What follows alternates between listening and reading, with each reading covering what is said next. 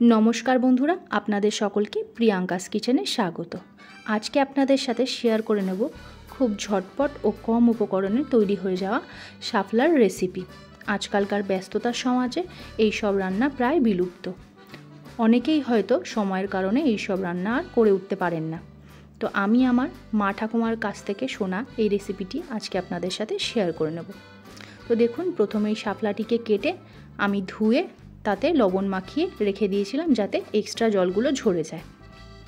তারপরে গ্যাসে কড়াই চাপিয়ে কড়াইতে আমি 1 চামচের থেকে একটু কম কালো জিরে কড়াইতে দিয়ে দিলাম।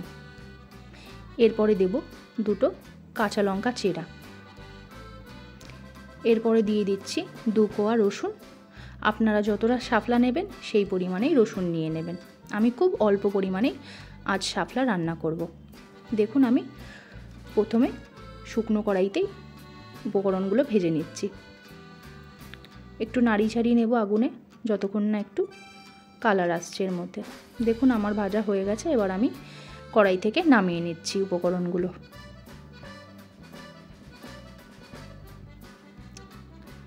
এইবার আমি শিলে বেটে নেব।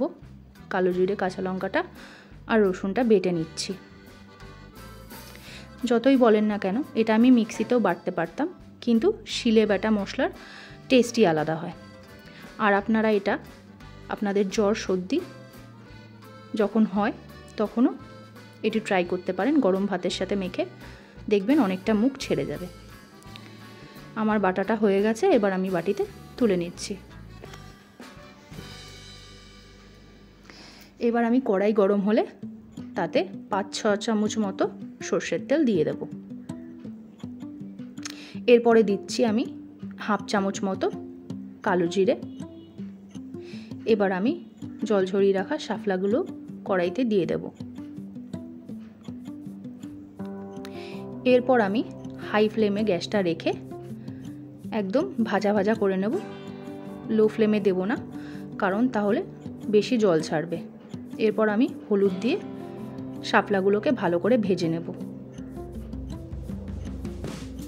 দেখুন, আমি নেড়ে ছেড়ে নিচ্ছি যাতে কড়াইতে লেগে না যায়। দেখুন, আমার ভাজাটা হয়ে গেছে। এই পর্যায়ে আমি বেটে রাখা মশলাগুলো দিয়ে দেব। খুব সুন্দর একটা গন্ধ বেরাচ্ছিল যখন আমি মশলাগুলো দিলাম।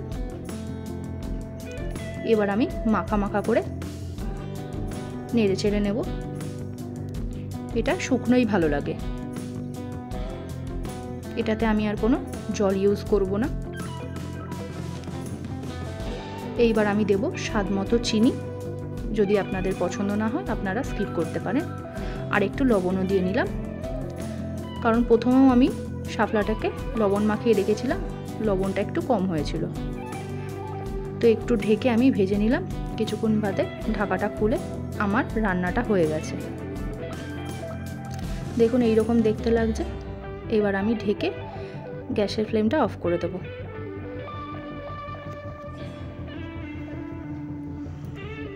এবার আমি পরিবেশন করে নেব। দেখুন, আমি পরিবেশন করছি।